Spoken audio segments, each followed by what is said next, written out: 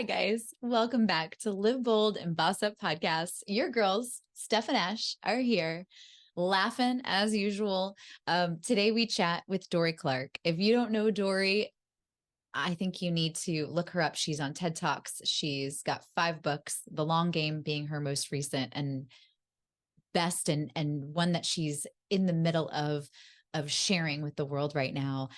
She's the top 50 thinker in the world. I don't even know how you get that award. Right. Right. But you can tell in the conversation that we have with her, she has the best questions. And I think that that's one thing that we all need to work on is asking more questions. I think certain generations have been groomed to like not ask questions. Right. You may not know everything and it's okay. Just okay. asking the questions. Yeah, absolutely. Yeah. She's got TED Talks. So you want to go listen to those. She's on podcasts and finally on ours, which we're super excited to have her. Wealth of knowledge and information. Yeah, she's fun and she's just energizing. So you don't want to miss it. So Dorie, how did you even get started on this, right? Why is everyone asking you, hey, Dorie, how are you strategic? How do you be strategic? How do you be a good manager? What's the long game? All these books that you've read, like where did it all begin? Well, the really great thing about writing a book about a topic is that at the end of the process, everyone assumes you're an expert. So the challenge is to hopefully actually be one, because we know that that sometimes things are not what they seem.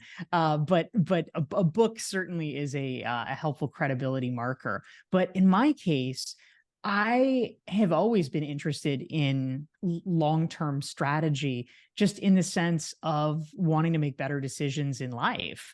For me, a kind of guiding question for a long time has been, what is it that I can do today that will make tomorrow easier or better?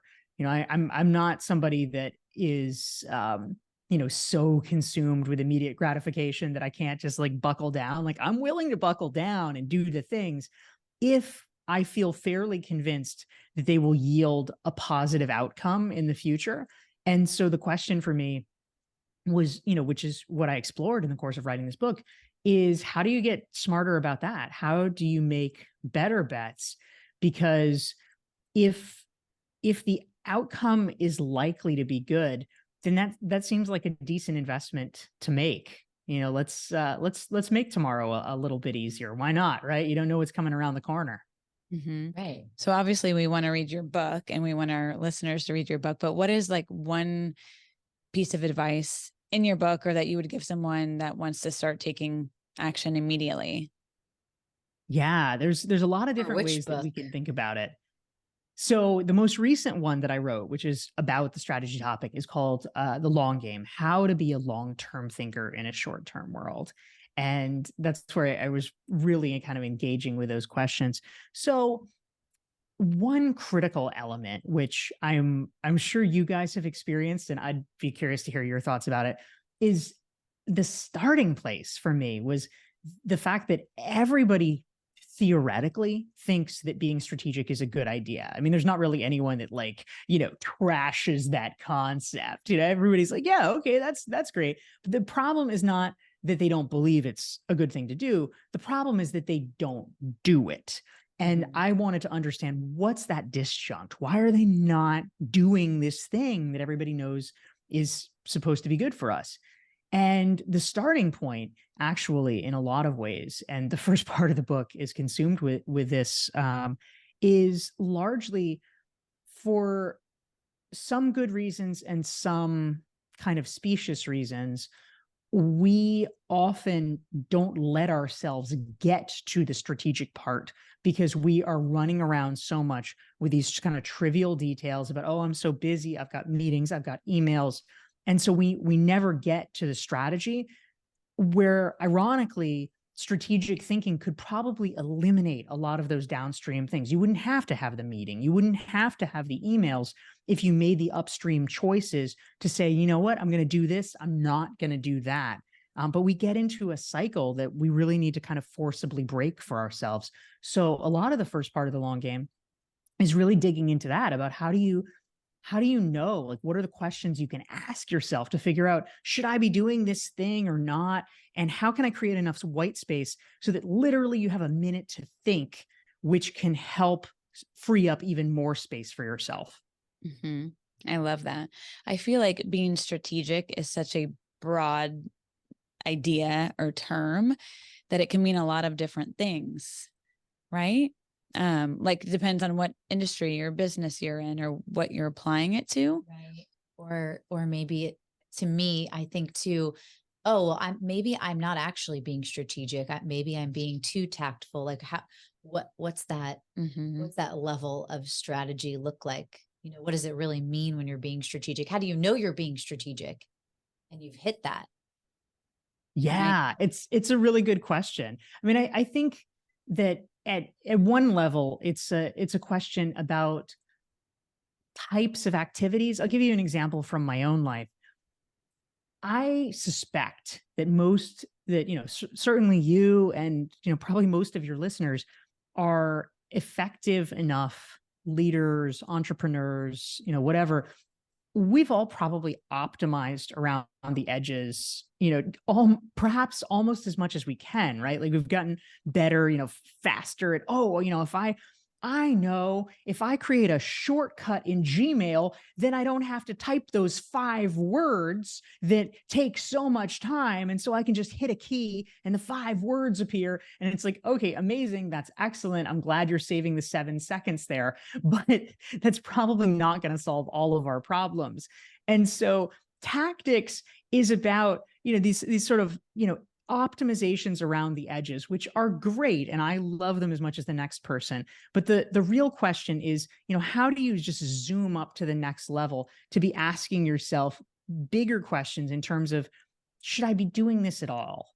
What is the thing that if I do it will actually have larger ramifications? What is the first domino that I can tip so that 20 dominoes down, I get the outcome that I want? Where is the leverage in this situation? If a great question, we often, when we are asked, hey, can you take this meeting or whatever, in our brains, we often say, well, gosh, should I do it? Should I not do it? It's kind of the wrong question. What we should be asking is, all right, I've got 30 minutes.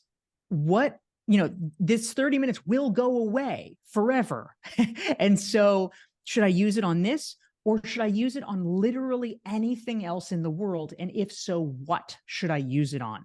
That is the kind of strategic question we're talking about. And that's what can actually be really transformative if we get in the habit of framing things that way. Damn. I really like that. I'm going to listen back and write that down because that's so powerful. Like, okay, yeah, you're right. This 30 minutes is going to go away forever. Like, use it. Don't just sit there and check social media absent-mindedly. Mm-hmm. Like, oh my gosh, I'm so bad with that. And then I'm like, oh, and then there goes 30 minutes. Absolutely. Yeah. So I'm curious, as you both think about, strategy in your own life or strategic choices that you either have made or that, you want to make, maybe there's sort of these inchoate rumblings for you. Like, what does that look like? What would you say your relationship to strategic thinking is? Not the 30-minute thing. That's for sure. Right. It's probably more big picture, like, long term, what do I want, instead of breaking it down into like smaller pieces. Sorry, I didn't mean to interrupt you. No, go. I love it. No, that's just what I was going to say.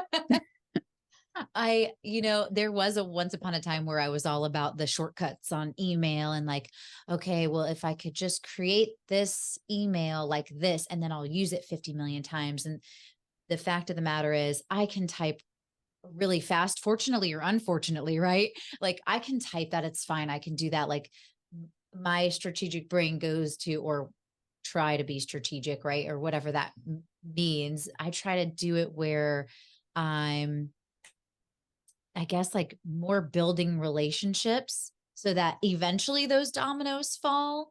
But I think I'm still trying to figure out, okay, you build those relationships and then how do you kind of go back? I don't know why I'm doing a Z with my hands, but like you kind of go back and like revisit those those relationships, but sometimes I forget about those connections.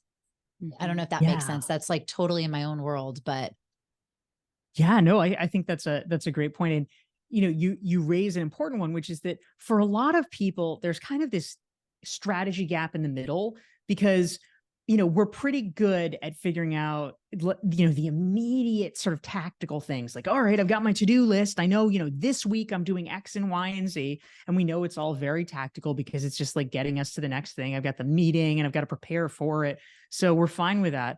And then we're also, not everybody, but a lot of people are pretty good at like, super long term, like, well, in 20 years, I want my career to look like this. I want this amount in my bank account. I want to have this many employees, and I want to, buy a second home here or whatever, but it's often the middle part that gets a little bit murky. Like, how do I get from I have to create this PowerPoint to, the vision of, and now I have 1,000 employees and $1 billion business. Mm-hmm. No, I think that's totally my issue is that whole middle part. Like I can like envision what I want the future to look like. And then I'm not so good at all the like detail stuff, to-do lists and all that kind of stuff right now, but I know in my head what I need to do. But then it's like connecting those dots and actually carrying through the steps that you need to do to take those goals. Dorie, did you find like some goodies along the way of writing all these books and doing all these podcasts where you're like, oh, this is how you navigate the middle part? Well, I did, fortunately. I mean, for me, writing the books that I've written, it's kind of an excuse for me to do an intellectual deep dive in a lot of ways. Like, obviously when you're writing a book, it takes, however long, let's call it a year, and then you're promoting it, you're talking about it. So anytime you're embarking on a book project, it is a minimum of probably 3 years of your intellectual focus from start to finish. And so it really needs to be a topic that you're interested in. So for me, I think of it as kind of like my excuse, quote unquote, to have a self-guided tour where I learn about a topic and also get to talk to a lot of interesting people and thinkers and learn from them as well. And so for strategic thinking, this was part of it too, is I really wanted to grapple with this. This was, I kept hearing from people right before the pandemic, like 2018, 2019. I mean, we look back on that time as this sort of like, halcyon time, the before times, but it's also true that they were very frenetic times. And I remember just, sort of making note, and sort of the germ of the idea for the long game came from conversations that I would have from friends and colleagues, and people would just say things like, you'd be like, hey, how's it going? And they'd be like, I just wish I had time to think. Yeah, seriously. And it just seems like so dire. They were racing around like a chicken with their head cut off, and they didn't even sometimes know why they were doing what they were doing. And I thought, that clearly something is amiss here. Like, we need to recalibrate. So I'll give you one example. I mean, something that I have learned and have incorporated into my own personal philosophy, and I talk about this in the long game, is what I call thinking in waves. And, we all recognize that as, successful people, just, successful, perhaps entrepreneurially, but also just successful at being a human, a really good rule of thumb is if something's working for you, keep doing it. That seems like a good idea. Most people do that. The problem is in life that we do that and we don't actually properly interrogate it, because it turns out that, especially when it comes to business, we often have situations where people keep trying to do the same thing and milk the same concept, or do the thing they like or do the thing they're good at, and you end up getting to a point, usually, which is too late. You don't recognize it until things start to crumble and the edifice is in trouble, where you realize, oh, I've sort of been missing this thing. And so, just as one example, I have friends, who have been very successful at building their business in a variety of different ways, but they hate networking. They just absolutely hate it. And so they don't do it. And they manage to get pretty far, but then they're hitting a ceiling because at a certain point, like, if you really want to advance in the club, you kind of need to have people vouching for you. You kind of need people to be recommending you when you're not in the room. And if you get to that point and everybody's like, who the hell is that? The progress stops and you realize, they should have shifted to that mode of the thing that's a little harder or the thing that they don't like earlier. And so in thinking in waves, for me, it's kind of a strategic question, which I invite all of us to do. I try to do this myself of really saying, okay, there's things I'm good at, there's things I'm comfortable at, but how do I make sure that there's not going to be, some wave that comes and swamps you later where you've been ignoring it and then it's to your peril. You have to learn to switch before you're forced to by the universe. That is great advice. And I was thinking as you were talking, so many examples of when people don't do that or companies don't do that and they're not evolving and they're not growing and they're just doing what has always worked, but you're not like growing. Right. And then you get get stuck behind. So that's a great way to think of things. Yeah. I like what you said about doing the thing that's uncomfortable earlier, because you're right. If you keep doing the same thing, even though it works, you're going to hit a plateau. Mm-hmm. That makes so much sense. And I like how you said, kind of asking questions on top of it. Like, okay, I like this. I like doing this. Okay, well, what does that mean? Like diving deeper into what it is, like dig a little deeper as to why do you like that? Or why is that working for you? I think that's important to have those added questions. I'm kind of doing that right now with my kids, right? Instead of blurting out no, because that just like automatically comes out of my mouth a lot, right? Like instead of just saying no, I try to just use words around that, like, okay, but why? Why do you want to do that? Let's talk about that. And then what I've been trying to do is transition that into business, just asking a little bit more questions to that.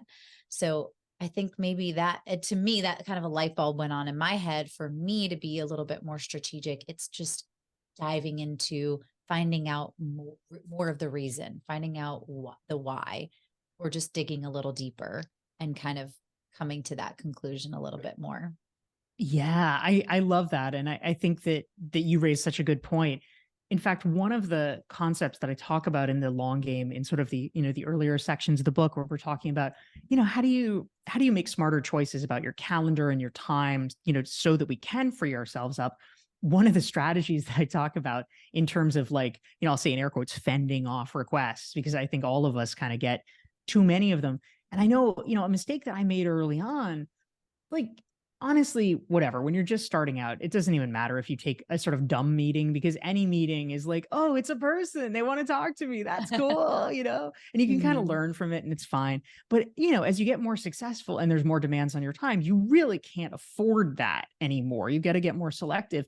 And it sort of mystified me at first. Like I just wasn't like computing somehow that a lot of people will ask for a meeting and they haven't done the homework. Like they don't understand why they're asking. They have no idea. They have no agenda. They might even have some weird idea about what you do that's completely wrong. And then, you get to the meeting and they're like, so I want to talk to you about, increasing my sales flow. And you're like, that's totally not what I do. Like, I don't know how to help you. And, by then it's too late. So I am a big fan of just, get sort of like go slow to go fast. So when somebody is requesting a meeting, instead of, sort of privately agonizing about, should I do it? Should I not do it? I love to actually sometimes even have a couple of rounds of emails back and forth. And if you have an assistant, even better, the assistant can do it. But it's, basically asking like, oh, well, so, what do you want to talk about? Yes, it'd be wonderful to connect, please, tell me a little bit more about what you're interested in to make sure I can help you. And just getting that level of data actually ends up kind of getting rid of at least 25% of the inquiries out of the gate, because people don't have good answers or they have an erroneous understanding. Totally. I feel like I get so many emails wanting to meet and they're probably just trying to check off their like KPIs or so many meetings they have to hit for the week or for the month. And so that's great advice as far as following up and like, what do you want to meet about? Because you're going to be wasting your time and their time if you're just meeting just to meet, to check that box. Yeah. Yeah. Great Yeah. advice. And they literally might not care if they're wasting their time, because there's a lot of people for whom True. time is not precious, but we care. And Right. so we need to be the vigilant guardians against the barbarians at the gate. Yes. No, I 100% agree with that. So you've written 5 books now? You could say that. I'll call it 4 with an asterisk. I've written 4 like, books. And then I did a sort of e only book with Portfolio Penguin. So you could call that sort of a short 5th book. Wow, that's a lot. And you said about 3 years for each book from like start to finish. So that's a lot of time and a lot of knowledge you've learned along the way that you're sharing. So that is awesome. The Long Game was your most recent book, you said? Exactly. Yes. And then Entrepreneurial You, Reinventing You, Stand Out, and then Stand Out Networking. You got it. Awesome.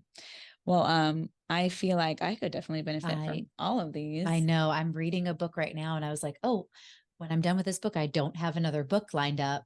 There you go. So I'm all set now. What made you do the online book versus like a hard, like a physical book? It was a little bit of an experiment. I was creating my book. It's called Standout: How to Find Your Breakthrough Idea and Build a Following Around It. And I was essentially just kind of brainstorming ideas for how to expand its marketing further, and just trying to think of interesting ideas. And I had been, at the time, this was 2015, I was writing for Forbes at the time, and I had done a ton of articles for them. I ended up writing for them for about 2.5 years. I did more than 250 articles. And I thought, gosh, that's a lot of content. And, I did a lot of interesting interviews. So I thought I could repurpose it in some way. So I figured a lot of what I talked about was networking and connecting and relationship building. So I basically pulled, most of the interesting, sexy parts and turned it into its own standalone ebook as a kind of experimental promotional thing. Is just kind of like another way in to talk about my quote unquote main book, Stand Out. Great idea. So what's next? I know there's probably always something else coming and always growing and learning. Do you have another book coming, or? So this is actually where I get a little bit meta, because in the past I felt like I had a little bit of a fire under me. I had a lot of ideas, a lot of things I wanted to say. And also, simultaneously, I was a little bit concerned that the publishing industry was going to totally collapse, thanks to the internet. It hasn't, but, it was not an unreasonable fear. And so I wanted to pump out as many books as rapidly as I could. So I had books that came out in 2013, 2015, 2017, they were all coming out. And so I decided with The Long Game to slow it down. And so I took more time in writing that book. And I also decided, going meta, that I wanted to take more time in promoting the book. That I think, ironically, I probably, to the detriment of my books, switched too rapidly to the next thing and the next topic. And so I made the commitment to myself that I was going to spend 5 years promoting The Long Game and really playing the long game with its marketing, so that I could build up a big enough snowball so that hopefully over time it will be successfully able to roll down the hill on its own. Right. Slow down to speed up. Right. I know. Yeah. I keep hearing that, slow down to speed up, often, like recently. Is The Long Game your favorite book now? It feels like it is. I think it is my favorite book. I mean, something that was a challenge for me just personally was, I came out of, everybody, when they kind of get into the, business book writer zone, they're kind of coming from different places. Some people are entrepreneurs, or some people have worked inside big companies or things like that. For me, I started my career as a journalist, and then I have been self-employed and had my own consulting business since 2006. But as a journalist, a classically trained journalist, the mantra that's drilled into your head is, you are not the story. Don't talk about yourself. The subject is the story. It's, sort of considered narcissistic or whatever to write about yourself. But what I slowly kind of came to realize when it came to business literature is, I mean, it's true. It's true. Like, if you take it to extreme, you can be pretty navel gazing, but people actually are legitimately interested in how you are applying things or how you are walking the talk. And, it's easy to go to the opposite extreme where you have this almost stentorian authorial voice where it's like, do this, and you're like handing down tablets from the mountain or something. And that's just, it gets old pretty fast. It's like, really, like, who are you to hand down the freaking tablets, So I think it's a lot more relatable where you're able to say, look, here's the thing I tried. Here's what I learned from it. And so I have gotten better as I have progressed in my books with being able to integrate that. And of course, it's leavened by other people's stories. It's leavened by research backing it up so that it has some substantive heft and is not just like a journal. But I think that it gives it a little bit more relatability, that I have increased the ratio of talking about the experiments that I have tried personally. Totally. I like reading books like that. Like, I like reading from other people's successes and failures, and that way I know like what worked, what didn't, and it's kind of like makes the road a little bit easier for everybody else. Totally. That's exactly why we do this podcast. Mm-hmm. It's just learning from everybody else. Right. It's so much fun. And the book is available on Audible as well. It is. And I narrated this one myself. I was going to ask that. My first book, Reinventing You, your first book, right? Like, you don't know what's happening. You don't know what's coming at you. And so by the time I finally thought like, oh wait, there should be an audiobook. Gosh, I wonder if there's going to be an audiobook. I reached out to my editor and asked, and they're like, oh yeah, we sold those rights like 1 billion years ago. It's already recorded. I'm like, what? Like, isn't that crazy? They didn't even ask me. I was super offended. And so from that point on, I decided that I was going to be a fanatic, like a extremely annoying to them fanatic, to make sure that I would get to narrate the audiobooks. With a second one, the Standout, which was the first book that I did get to narrate. The people that they sold the rights to, this is what happens, of course, when you're not self-published, right? You have to sort of deal with these different parties. And so the people were like, well, you can try out. I just went so ballistic. I'm like, I'm going to try out for my own book. Like, I don't think so, people. Right. I think that's so crazy that they can even do that. Oh, it's so insulting. So how did you get around that? What did you do? I was aggressive. I would say I just in between charm, persuasion, and rage, I made it extremely clear to them that no, I was going to narrate this audiobook. And I mean, fortunately they decided that I had a peppy enough voice that it would be reasonable. But actually, I mean, it was, I guess I got a taste of my own medicine, because the days that they reserved for the audiobook recording, it was January. And of course, the day comes and I am in the midst of like the worst flu that humanity has ever known. Oh no. So I had a fever, I was coughing, but I was gonna record this audiobook. So I mean, it actually sounds really good, although my voice is like 2 octaves lower on that book, because I'm just like, well, it was like my Kathleen Turner voice. Oh my gosh. And books are way better in your own voice, like Right. no matter what, whether you have a flu or not, like, because you can put your personality into it and like exactly what you meant. Your tone, right, to the words. Well, good. I'm glad you got to do that. Thank you. It was very affirming. Well, Dorie, thank you so much for coming on here, sharing some tidbits of information, very valuable, great advice. We are going to put a link to your website and your books on our show notes, and along with some little boss bites, we call them, that you provided. There's a lot in there. Any last minute pieces of advice or words that you would like to give to the listeners? I appreciate it so much. It's great to talk with you both. I'll just mention too, there's a free resource if people would like to get even more strategic. It's the Long Game Strategic Thinking Self-Assessment. You can get it for free at dorieclark.com/thelonggame.